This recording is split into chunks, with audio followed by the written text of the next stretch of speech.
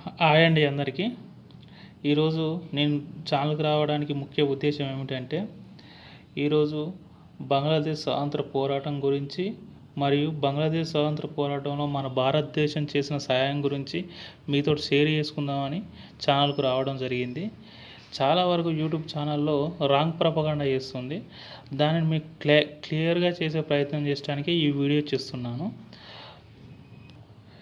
విషయంలోకి వెళ్తే 1947లో మనకు స్వాతంత్రం వచ్చింది, అది అందరికీ తెలుసు. మన దేశం 3 ముక్కలు అయింది. ఒకటి ఈస్ట్ పాకిస్తాన్ గాను, వెస్ట్ పాకిస్తాన్ గాను, భారతదేశం గాను. కాలక్రమేణా 1970లో ఈ ఈస్ట్ పాకిస్తాన్, వెస్ట్ పాకిస్తాన్లో సమ్ పొలిటికల్ ప్రాబ్లమ్స్ వల్ల అక్కడ ఎలక్షన్లు వస్తాయి.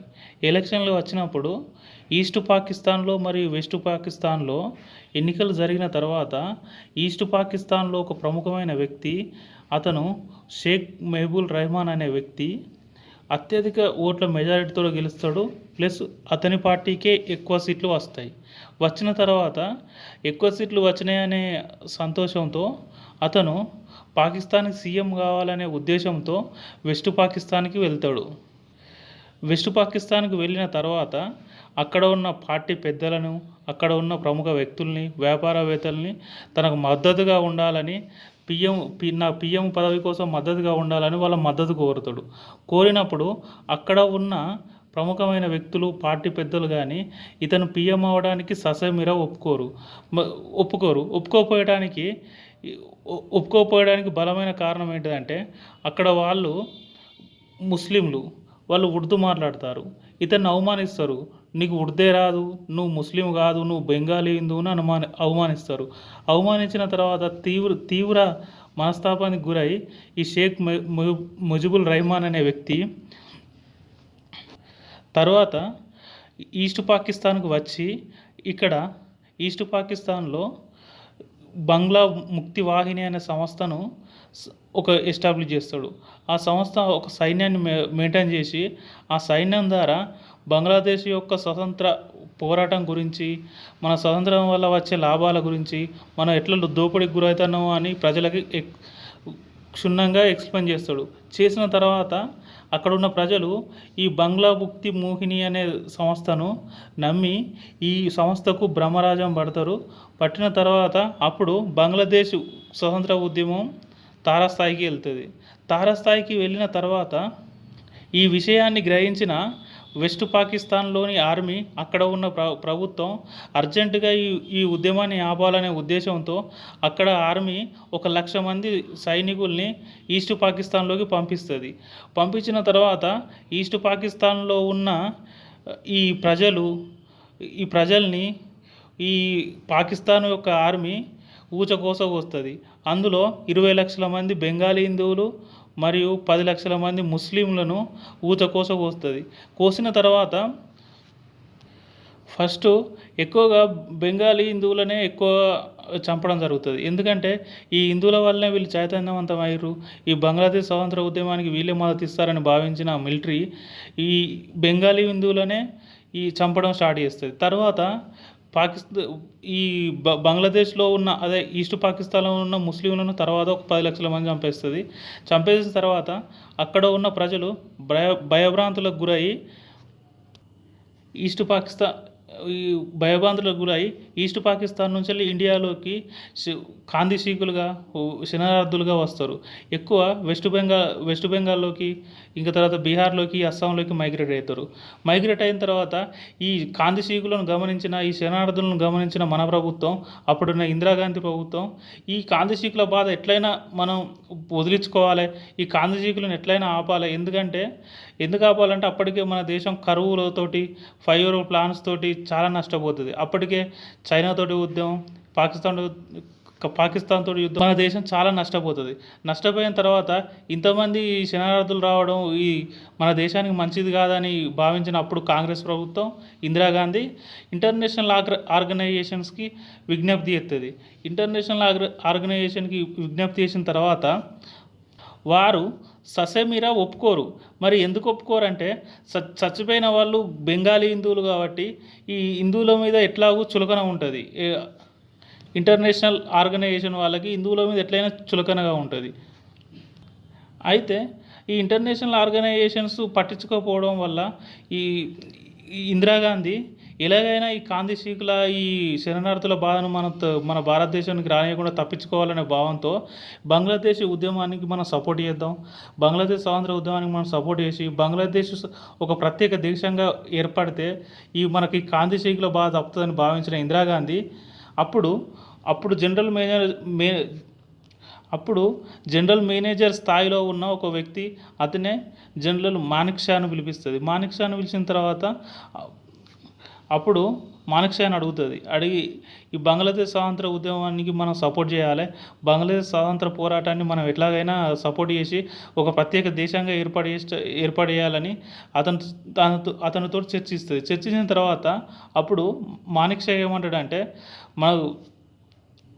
అప్పుడు మానిక్ షా బంగ్లాదేశ్ స్వాతంత్ర పోరాట ఉద్యమంలో మనం ఇప్పుడు పాల్గొన్నా ఖచ్చితంగా మనం ఓడిపోతాం, ఎందుకంటే మన దగ్గర అధునాతనమైన ఆయుధాలు లేవు. పాకిస్తాన్ దగ్గర అప్పటికే యూఎస్ఏ సపోర్ట్ ఉంది, వాళ్ళక్కడ అధునాతనమైన ఆయుధాలు ఉన్నాయి, మన దగ్గర ఆయుధాలు లేవు. మన దగ్గర ఉన్న ఆయుధాలు బంకర్లు ఒక 500 ఉంటే దాంట్లో 150 పనిచేసేటివి ఉన్నాయి, ఒక 100 యుద్ధ విమానాలు ఉంటే 70 పనిచేసేటివి ఉన్నాయని ఇందిరాగాంధీ చెప్పడంతో మనం ఎట్లయినా కూడా ఇప్పుడు మన దగ్గర ఆయుధాలు లేవు కాబట్టి మనం ఎట్లయినా కూడా ఈ స్వాతంత్ర ఉద్యమం మద్దతు ఇచ్చినా ఓడిపోతామని చెప్తాడు. అప్పటికే పాకిస్తాన్ ఆర్మీ ఢాకాను ఆక్రమిస్తుంది. ఢాకాను ఆక్రమించేసి ఇటు బార్డర్లో ఉన్న మన సైన్యం రాకను గ్రహించి ఆ బార్డర్లో ఈ పాకిస్తాన్ ఆర్మీ గస్తీ కాస్తారు. అప్పుడు ఇందిరాగాంధీ ఏం చేయాలో అర్థం కాక ఈ ఆయుధాల కోసం రష్యాతో రాత్రే వెళ్ళి ఒప్పందం చేసుకుంటుంది. ఒప్పందం చేసుకున్న తర్వాత ఆ రష్యా ప్రభుత్వం అప్పుడు మన గోధుమల పంపించే షిప్పుల్లో అందులో పెట్టి ఆయుధాలని మన ఇండియాకు పంపిస్తుంది. పంపించిన తర్వాత అప్పటికే 13 రోజులు గడుస్తుంది. బంగ్లాదేశ్ స్వతంత్ర పోరాటం 13 days జరిగిందండి. అప్పటికే 13 రోజులు గడిచిన తర్వాత ఇంటర్నేషనల్ ఆర్గనైజేషన్ నుంచి వెళ్ళి తీవ్ర ఒత్తిడి వస్తుంది మన దేశానికి. ఎలాగైనా మీరు ఆపాలి, ఉద్యమాన్ని ఆపాలి, ఈ యుద్ధాన్ని ఆపాలని వస్తుంది. వచ్చిన తర్వాత అప్పుడు ఇందిరాగాంధీ ఏం చేయాలని జనరల్ మానిక్ షాని అడిగితే జనరల్ మానిక్ షా ఒక ఐడియాతోటి ఈ కరపత్రాల్ని ఈ భారత సైన్యం ఢాకాను ఆక్రమిస్తుంది అని ఒక కరపత్రాలు అదే పాంప్లెంట్స్ ప్రింట్ చేస్తాడు. ప్రింట్ చేసేసి ఇప్పుడున్న MiG-21 విమానం ద్వారా ఢాకాలోని ఈ ఈస్ట్ పాకిస్తాన్లో ఉన్న గవర్నర్ బంగ్లా మీదకి ఈ పాంప్లెంట్స్ కిందికి వదులుతారు. వదిలిన తర్వాత అప్పుడు నిజంగానే భారత ఆర్మీ వచ్చిందని భావించి ఈ పాకిస్తాన్ ఆర్మీ భయపడతారు. భయపడ్డ తర్వాత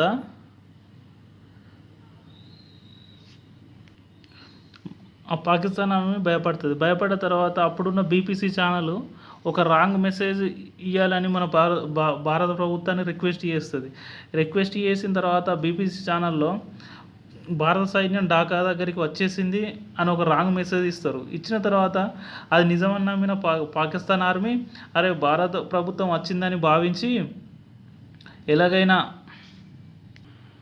ఈ పాకిస్తాన్ ఆర్మీ నమ్ముతుంది. ఎందుకు నమ్ముతుంది అంటే బీబీసీ ఛానల్లో భారత ఆర్మీ ఢాకా దాకా వచ్చేసింది. పైగా జనరల్ మానిక్ షా చెప్పిన ప్లాన్ ప్రకారం ఢాకాలోని గవర్నర్ బంగ్లాలో ఈ పాంప్లెంట్లు విమానం ద్వారా కిందికి వేయడంతో నిజమని నమ్మిన పాక్ ఆర్మీ ఏం చేయలేక భయభ్రాంతులకు గురైన తర్వాత నిజానికి చెప్పాలంటే మన భారత ప్రభుత్వం ఏ బార్డర్లోకి రాలేదు, ఏ బంగ్లాదేశ్ బార్డర్లోకి రాలేదు, ఎక్కడికి రాలేదు. కాకపోతే ఏంటంటే బీబీసీలో ఇచ్చిన ఫేక్ సమాచారాన్ని మనోళ్ళు ఆయుధంగా చేసుకుంటారు. ఆ ఫేక్ సమాచారాన్ని పాకిస్తాన్ ఆర్మీ నమ్ముతుంది. నమ్మిన తర్వాత ఈ ఫేక్ సమాచారాన్ని నమ్ముతానని తెలుసుకున్న మన army general Manik Shah MiG-21 విమానంలో ఢాకాకి వెళ్తాడు. ఢాకాకి వెళ్ళి అక్కడ ఉన్న గవర్నర్ ఆఫీస్ ముంగట పాకిస్తాన్ ఆర్మీని హెచ్చరిస్తాడు. మీరు మా వాళ్ళు మా వాళ్ళు బంగ్లాదేశ్ను ముట్టడించిర్రు, మీరే మిగిలి ఉన్నారు, మా వాళ్ళు వస్తారు అని బెదిరిస్తారు. బెదిరించిన తర్వాత అక్కడున్న పాకిస్తాన్ ఆర్మీ నిజమే అని నమ్ముతుంది. మీరు మీరు మీరు యుద్ధం చేస్తే మాత్రం మీరు చంపేస్తాం మిమ్మల్ని.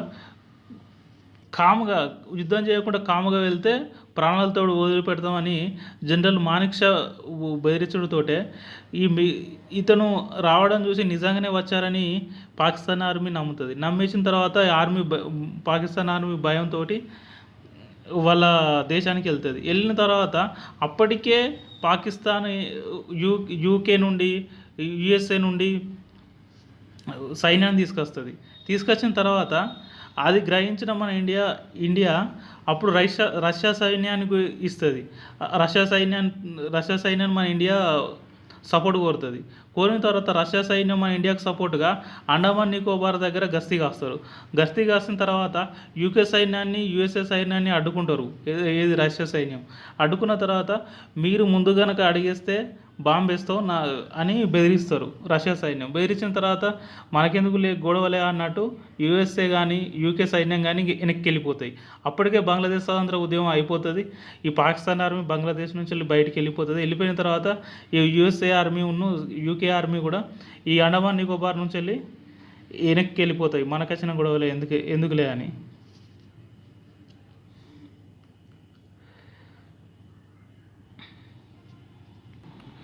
కొద్దిగా ఫాస్ట్గా చెప్పినా కానీ ఇదే నిజమండి. ఇదే కరెక్ట్ ఇన్ఫర్మేషన్. ఏ యూట్యూబ్ ఛానల్ నమ్మకండి. ఓకే, బాయ్, సీ యూ, ఉంటానా.